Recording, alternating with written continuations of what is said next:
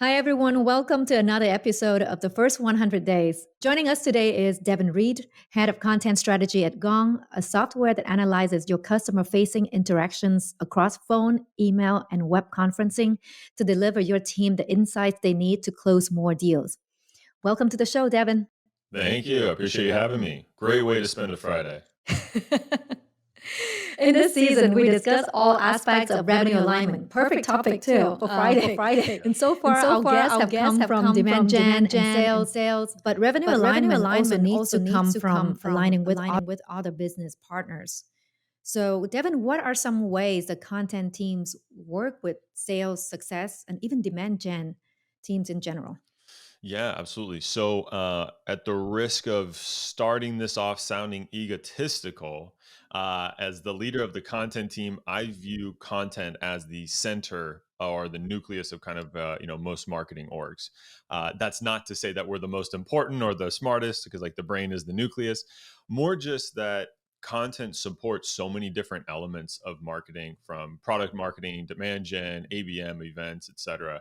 And of course, if we do our job right, help sales, as we warm up the market and provide some leads to them. So there's many ways that we support and partner with our cross-functional partners. It really just depends if we're kind of, is this a program or KPI that we own and we're running, or are we in more of that supportive partnership function where we're helping, their project or their campaign come to life? And one thing you mentioned with me in a previous call that the way that you structure your content team, because there's so many different business Mhm. partners that each content person has a major and a minor. Can you talk more about that? Yeah, absolutely. So there are six folks on my team today, ranging from thought leadership, content marketing, and growth marketing. And the way that I kind of structure it is to ensure that alignment and that they're supporting their cross-functional partners.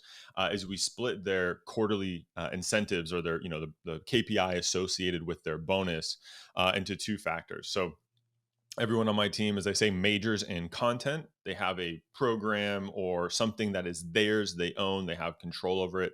I think it's really important that you can, look to a dashboard or, somewhere and say, hey, my work is directly hitting, this KPI and supporting the business. But everyone also minors in something else. So, for example, Nahal on my team, she majors in social media. She runs our social, but she minors in events. And so she has a KPI that's events driven, that is shared with our events team to ensure that alignment. Another person minors in ABM, another person minors maybe like product marketing, that sort of thing. And that's kind of like my wheels turning because I'm like, okay, how do we structure to make sure that our team is not spread too thin across all of these like, events, ABM, and then other activity on top of the content, but like splitting it out to minors and have one person focusing on it Yeah. helps with like better supporting and partnering with other Yeah, teams. definitely. Maybe let's start out with the SDR side, like the SDR, the partnering with SDR team, because I mean, it's also like selfishly on our end at User Gems. That's something we are trying to figure out as well because we're scaling the sales team and especially the SDR team. What are some best practices or like processes that you found that help enable the SDR to leverage content in their prospecting and nurturing? Because the content we publish a lot. How do we make sure that everyone use it? I come from a sales background. So I was in a sales rep for 6 years before I moved into marketing. And so I've been on kind of both sides of the fence. And really the goal is to remove the fence. There should actually be no fence at all. And so, one of the things, that I wanted to avoid was, as a sales rep, sometimes you just get like leads thrown over the fence, right? You like see it in maybe like a dashboard or an email update or something. And you're like, I don't really have context. I don't really know what this is all about. And in a lot of sales teams, there's not a lot of trust in the marketing department. Like that's just a fact of today. There's not a ton of trust that the leads are good or going to help them. And so, if you're not super clear to the sales team of what's in it for me, why should I do this thing on top of all the other things I have going on? You're going to invest a lot of time and resources and people power into creating leads, educating the market, and then you're going to miss that follow-up process that's really going to help convert them and show up in pipeline. And so something we did as well as we were starting to scale both our content output and our sales team was create something we call an event pack or a content pack. Content for content, event pack for events. And the goal is to be that bridge, or, of throwing it across the fence, so to speak, and really just make it more aligned. And so we were doing 3 years ago one campaign a month for content. Now we're doing, one a week. And so as that velocity increases, that's a lot. It's like 50-ish, Mm. campaigns, not counting events and not counting when we do two things in a week, which happens sometimes. And so Mhm. that's a lot for any SDR or AE to keep up with. And so what we've done is create this content pack, which the goal is to give them in about 60 seconds all the context and enablement they need to follow up on those leads. So, for example, we just launched one this week, which is the reality of sales forecasting report. It's a 20-page Mhm. research, or maybe I think this one's 10-page research, with survey data and all this great, frameworks. I have no expectation that the audience we made it for is going to read all 10 pages realistically, let alone every sales rep is going to read all 10 pages, right? Internalize it and go, great, I'm going to go, attack these 7 leads, if you're an enterprise or, for that day. So what it does is like, hey, here's the report. In one sentence, here's why we, what it is, why we did it, and then how you can act on it, which includes a email template and a cold call talk track that's customized for Mm. this report. And the reason why is, as a few months back, we use Gong, obviously at Gong, and so I can hear sales development and sales outreach to these leads, right? So, I could hear like, hey, hey Christian, this is Joe over at Gong on a recorded line. How's it going? Christian's like, oh, it's going well. What's up? Because Christian's super nice, and he would always pick up a cold call.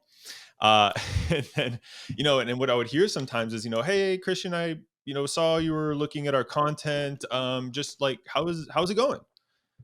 And that's not a great way to start a conversation, right? You're already kind of wasting Christian's time as a busy VP of sales. And so what I wanted to do is transform those conversations to something more focused, which is, going back to the report as an example, hey, Christian, saw you downloaded our forecasting report. Curious, what stood out to you? Was there a data point you liked most? Christian goes, "Oh, I really like this thing, ABC, ABC, whatever it is." Oh, great. Okay. It sounds like you're focused on increasing your forecast accuracy. How's that going today? Right. And you can kind of, pull that thread and you can start to feel a more focused conversation. And we could see that that's leading to better conversions in a pipeline later down the line. So that's the full, I Mm. would say TLDR. That was not TLDR. That was the long version, but I'm happy to dive into any of that more specifically if you'd like. That's genius because I don't think any company actually goes the extent of turning like this. Some companies were trying to like summarize in 3 bullet points about like the guides, et cetera, et cetera.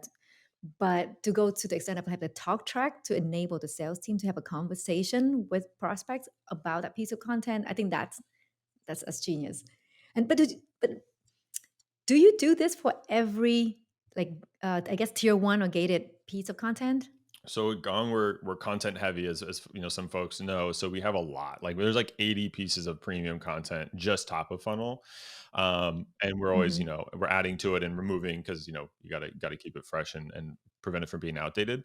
But any new piece of tier one content, which candidly, if we're bothering to make it, it should be tier one. I don't really know why we'd make a tier two piece of content, or tier one event. We're making this because really the thought is if we're investing, especially on the events, you can invest $100,000 easily on like a sponsorship or something like that. If you get your president on stage for $100,000, you better hope every single person that was in that room is getting targeted, timely follow up. Otherwise, again, you're just marketing can become a cost center really quickly if you're not capitalizing on all that great work. And you were talking Yeah. about like running a campaign per week. And I feel like the way I've seen Gong is that a campaign is not only what the content team in a sense does for the SDR or for the sales team, but also the other way around, right? Like people, like your team, you enable your teams to also post about the topic or add their own Mhm. experience when it relates to Yeah. that topic. So what's the like yeah, what's the strategy behind that, and like how do you actually make sure that the people post and that the Yeah. different teams work together with you? I use campaign lightly, but because there's like larger, quarterly campaigns, like our Super Bowl ad and all the digital ads that go with it, and we have these like big broad stroke campaigns with little, touch or smaller touch points in between. The ones that are weekly, like we are doing, social push, we're emailing our database, we're doing some sponsored ads and some pay to play type stuff just to get the word out there. For these bigger, like we'll call them super tier ones, just to delineate. It's like, Mhm. it could be a couple different things, Christian. It could be like this report, for example, like, this was took multiple departments coming together, a lot of resources. Like we want to get the most out of it.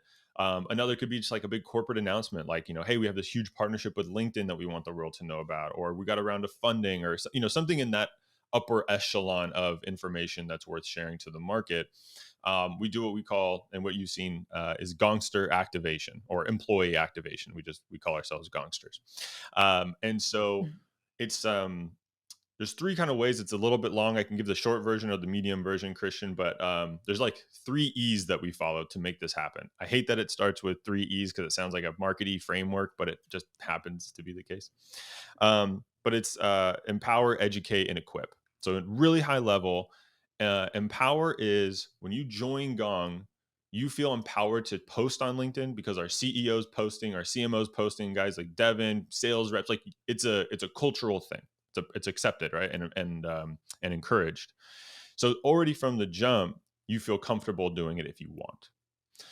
The next one is to educate, which is there's two different sessions. As soon as you join Gong, you have a CMO session, which is like our marketing strategy, which includes, hey, we're really active on LinkedIn. Here's why we're really active on LinkedIn. And sometimes this guy Devin's going to ask you, or now Nahal on my team is going to ask you if you want to share this information, publish it on your own, etc. But it's Mhm. completely optional. The Mhm. last part of that, or the second session that we do, is we put together kind of like a 30-minute LinkedIn training. A lot of people want to be active on LinkedIn. They don't know how's the algorithm work? How do I don't want to embarrass myself? So we just do that for complete, like, for fun, and just educational purposes. So that way people leave going, okay, I know how to do this and I feel confident. Notice it's give first, and then the equip is the Mhm. ask, which is, hey, we just launched this, forecasting report. Here's a prompt, another kind of one pager, which is what it is, why we made it, and three prompts that you can use to write your own post. So Trinity might be like, I'm really busy today. I'm going to go for the pure copy paste post. I don't need to change anything. Another Mhm. version Christian might see, which is like fill in the blank. So it's a little more personal to Christian, like, hey, as a sales leader, I've struggled with forecasting. That's why this report's awesome, that sort of thing. And so by having that kind of give mentality, empowering people, and then equipping them to make it super easy the day that we want that to happen, it kind of just takes off on Mhm. its own. I don't review anybody's posts. No one's forced to do it. It's completely optional. And like it's kind of just the snowball effect. The more that people do it, the more that other people see it, and the more that other people want to do it as well. Yeah, and you guys are the pioneer of this employee advocacy play, and that helps so much with Gong's brand. Yeah. It's incredible. Our team's doing it too, but I can imagine at our size, it's easy to corral and get people to buy in. But Gong is huge, Yeah. so be able to maintain that momentum is incredible. I mean, we started Trinity when we were smaller. Like we've been doing it for, years. Like when I was even on the team as a sales rep, it was easier when there's 40, 50, 100 people, everyone checks Slack. Everyone kind of sees everything. Yeah. As you get to Mhm, 1,200 people, you have to keep the momentum going. That executive buy-in is super important. You know what I mean? Like when you see your exec, I email mhm. it out to people. When the CEO and the CMO responds in 2 minutes, it goes, awesome report, really excited. Here's my post. Everybody else is going to see that and go, oh, maybe the passive, or like, oh, maybe if they did it, maybe I really should do it today, and that sort of thing. So yeah, it's worked out really well, and we just viewed it as a symbiotic relationship. It's a marketing channel when it starts to take off, but it's also like we want people to build their own brand. You don't have to talk about Gong every day. Mhm, You talk about whatever it is you mhm. want, like whatever is personal to you. Actually, that part is important. A lot of companies, they just ask the employees to share the company's updates all the time, and it's really boring, and Yeah. frankly, it's not authentic. Right. Yeah. So, yeah, I think, like, maybe once a quarter is when, like, like the upper echelon, the tier 1 plus, plus, plus, that's Yeah. when the employees share, but then the rest of the time should be their personal experience, and assuming that they believe in the products because they're Right. part of the company, then they will share their own personal experience and basically build a brand for themselves, and as a company, the company benefits too, so Absolutely. Yeah, and that's the thing too. Is you don't want to we don't want to overuse the tactic, and you mhm. want to be intentional and kind of like smart with what you decide, because if you ask your team every week or two to just, hey, we're hiring an engineer, hey, we're hiring a, marketing director, most people don't really, I mean, they care, but you know what I mean, it's not intrinsic to them. They're not like passionate Yeah. about hiring an engineer if you're a sales rep, you know what I mean? But if it's hey, we have this new product video that, is like professionally done or something, a big campaign, like I said earlier about, whatever it is in your industry. That to me is worth asking the team, because you can describe to them, hey, this is going to help us build our brand. The more brand awareness and affinity we have, the easier your sales calls are going to be. We're going to build pipeline. That means Mhm. you're going to make more money. So you just have to like really, Mhm. what's in it for me, across the whole Mhm. comms strategy. I think that's kind of like a tagline for like revenue alignment or like just alignment in Hmm. general. Figure out what's in it for me, and me here is like your partner team, and trying to Yeah. figure that piece out. Like how you position content will help SDR with their cold calling, so don't get hung up on Yeah. actually add value to the prospects.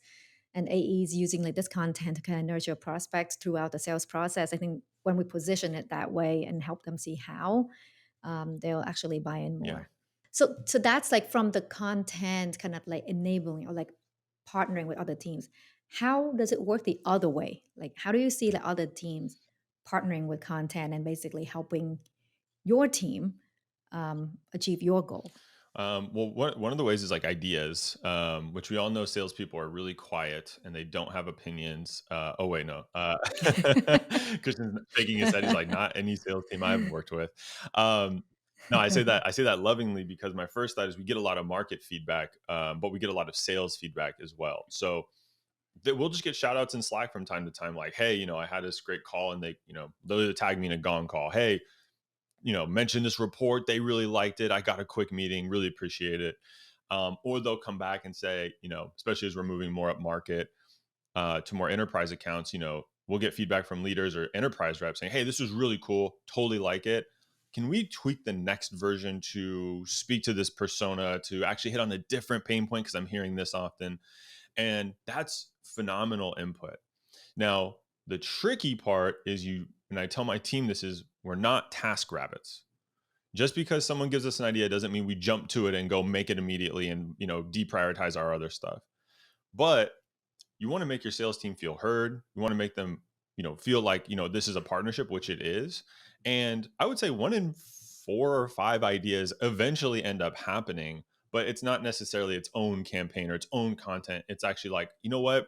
We're working on this thing right now. This would be a great addition. Like, even if it's like a quick paragraph to hit on that, or, something of the like. So that I'd say is a quick one. I think the key there is you usually need to build up some trust as a marketing team to kind of earn that like Mm. ability to say yes and or no, not right now, but maybe later. Yeah, we definitely have a long queue of requests from our our sales team and CS team. But yeah, like if you keep running after requests and you ended up being like task rabbits or like kind of lose the focus, right? Hmm. So be able to kind of put them into a parking lot, reorganize Yeah, them based on theme priorities and business objectives, and then execute on that. Easier said than done. To be honest, like that for list sure. is really long, and like they live in Asana, they live in Slack, they live in everywhere. So Hmm. so it's a challenge, Mm. but yeah. So I Yeah. was thinking about the relationship with engineering or data. I think specifically the data heavy Mhm. content. Like I'm curious how your relationship is there in both sides, because on the other hand, how can content support engineering and vice versa?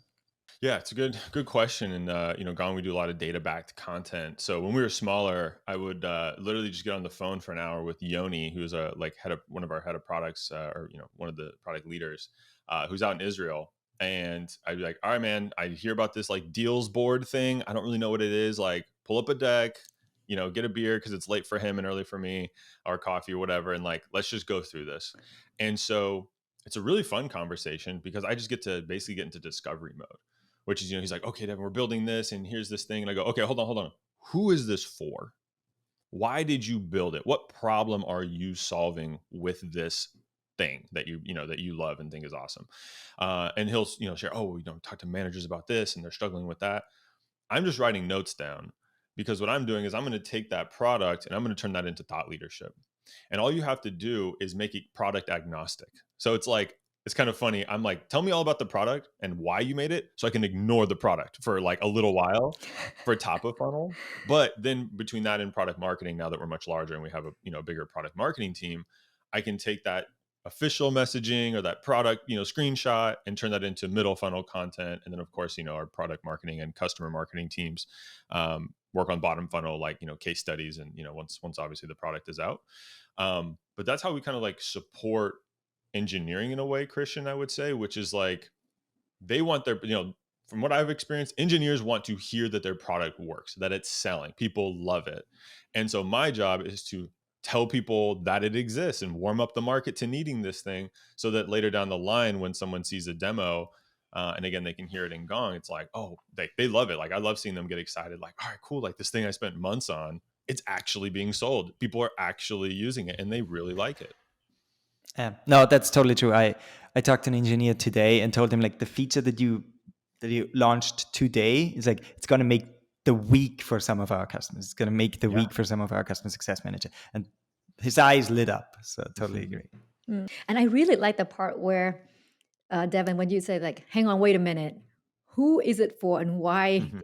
did we build this? I think that's so critical when we talk to the engineering product team, because I mean, they spend months building this. So this is already like history to them, Right. right? So they're just excited about the feature and product and want to tell the world about it. But for us, and for our audience, it's like awareness stage. Tell me, who is it for? Mhm. I'm going to take out that clip that you just said, Devin. I'm going to send to our entire engineering team. I think that question everybody in the team should ask that question a little bit more before anything that they're doing, any content, any material, even sales users, etc. Yep, that question belongs to everyone. And especially the product side. Yeah.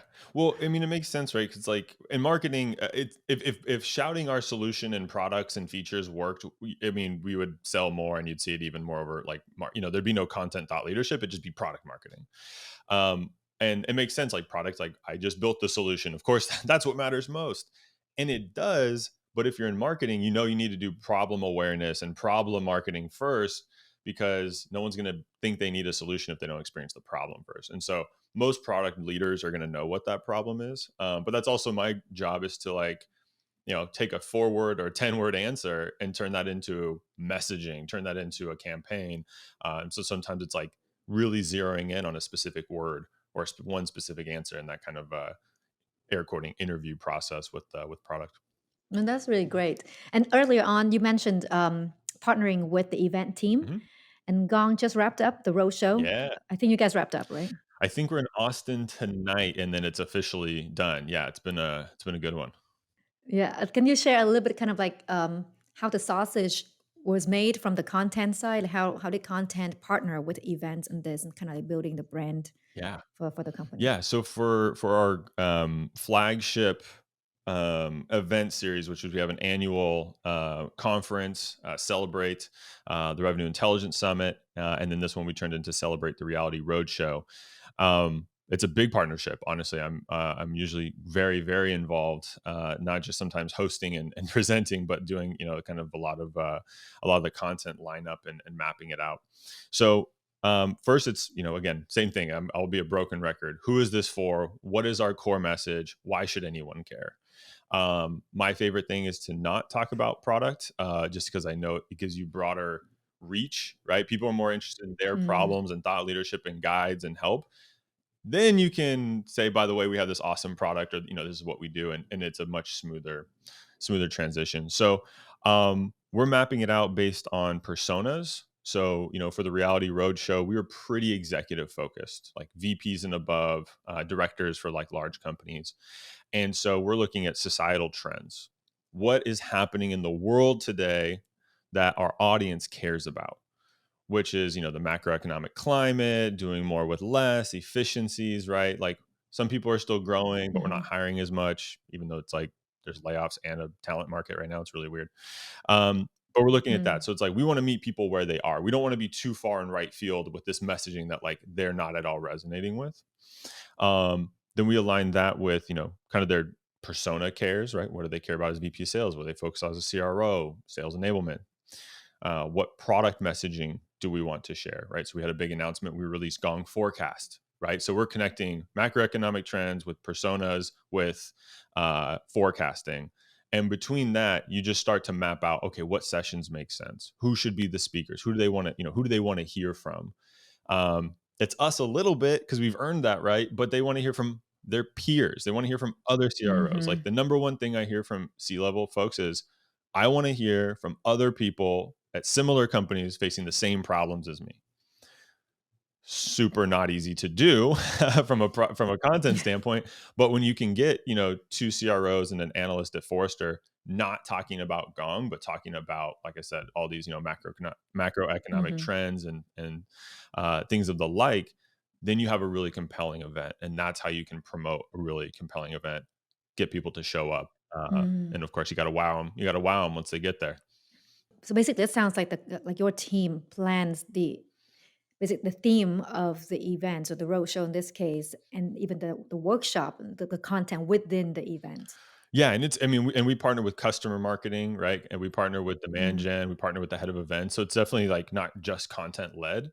It's definitely a Mhm. partnership, because everyone's got their their perspective on the event. But at the end of the day, yeah, we all came together, agreed on the name, agreed on the flow, what we're gonna do, and then I had a big part with my Mm. team of okay, we got to find speakers, we got to map out this this agenda.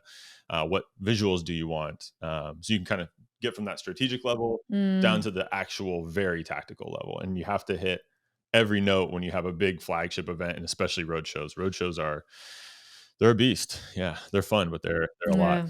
Wow, that's impressive. It's like almost like a running a media company Yeah, at the stage that you guys are yeah, at. exactly. Yeah, fighting the gas, running it. Wow. I hope you had some sleep in the last few months. A That little sounds bit, intense. yeah. So I went to the first three. There's 7 total events. The first was in San Francisco. Then we had one in New York, which also a hybrid event. So there was, I think, a couple thousand people registered for that one. Then we went to London. I went to all 3 of those, and then I took a week Mm. off. I'm like, I'm tired. I've been presenting. I need some time. And then the events team has been running with these like executive dinners for the back half. So like 4 executive Mm. dinners across the Oh, country, a little bit of content, more networking, a little bit lighter on the yeah. agenda, and then a really good dining experience. That's like a dream team. Yeah. Sounds so good. How big is your team right now, Devin? The marketing org is around 50, 55, and my team is 6, Mhm. and not including myself. Incredible. All right, that's kind of like the gold standard. Oh, For I appreciate anyone that. listening to this call right now, like running marketing team is like, we're gonna get there someday. It sounds so fun and Yeah. so I exciting, mean, and everything we want to do, but we always have to be like 5 years from now, kind of thing. yeah, I mean, it started 3-ish years ago, you know what I mean? Like with 10 marketers putting together our first industry conference, and then we went virtual, and then we started a roadshow. Like, you piece it apart and then you compound it, you know what I mean, as you scale your team. And if you're not Mm. growing your marketing team with like people power, then you can't, it's impossible to compound a roadshow one half the year, then a big industry conference and all the stuff that has to happen in between to keep the lights on. No, I just want to say, not this year, Trinity, not this year. Let's maybe plan for next. But that That's sounds a whole actually lot of really good. work. You wouldn't want to do it this year. It's too late in the year now. You'd hate yourself in a couple months. No way, I'm not planning this year. But did you said next year though, right, Christian? So I'm expecting to I see that in the heard budget planning for next I'm year. gonna have nice dinners. That's all I heard from what Devin said. Yeah, we can get Christian nice dinners. That's easy. Well, thank you so much, Devin, for carving time on a Of Friday and course, hop in and chat with us. absolutely. I enjoyed it. It's great. I totally think like this is people need to listen and then just do the same thing because I think it's really an awesome strategy. I think what's like really interesting is like Gong's been so public about the playbook, like, especially you, Devin. Like you shared your playbook all the time. I Yeah, heard you on podcasts multiple times, and I always take note and kind of like stick it behind the wall. The one tip that you shared like I think eons ago about like how you decide on like topics, even like content. It's like it has to be differentiated enough, just not better, yeah, and it have to like basically the raise eyebrow test. yeah. And The eyebrow test is I told popular, my but entire team like we have to do this. yeah, that was surprisingly well received. I thought it was like one of those silly things I made up, but I was like literally editing copy, and I'm like, my eyebrows haven't moved. This is a little boring. It was my own work, by the way, and I was like, Yeah. well, what? And I get that a lot. How do I know what's really insightful? How do I know what's really? And I'm like, if your eyebrows move up or down, you're in good shape because if they go up, you're like surprised. You're like, wow, I never thought of it that way. Or they go like they Yeah. furrow and they go down. You're like, I'm not sure if I agree with that. But either way, you've got someone thinking, and that's a really good place to be as a Yeah. content creator. If you can get someone to think, it's okay if they disagree with you. If you're really creating something different and a new point of view, 100% of the market should not agree with you. No, I love it, and you've been so, like, vocal about sharing these tips, like, it's like an open playbook, like, Yeah. across the team, and everyone's basically trying to copy, and yet no one's been able to do it that well, so it's really incredible. I appreciate that. My honest thought is like marketing is market facing. Like it's public by by nature, and so by sharing how we do it, my hope is just to help other marketers learn faster. I learned a lot the hard way in sales. Just you're just kind of given a quota and some coaching, and you're like go get it. Marketing's a little bit better, but there's no like school. I think Dave Gerhardt says you don't go to school for B2B marketing.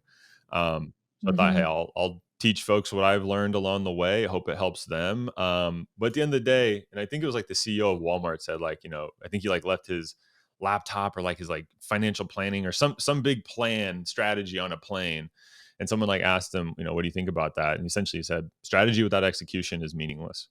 So all I can That's sit here true. all day and tell you strategy and what we did, but if you don't have a team that can put it together, really understands how to do it down to the tactical level, then it's not really gonna work. Well, that's beautiful and great way to wrap up. Well, thank you so much, Devin. Sure thing. Thanks for having me.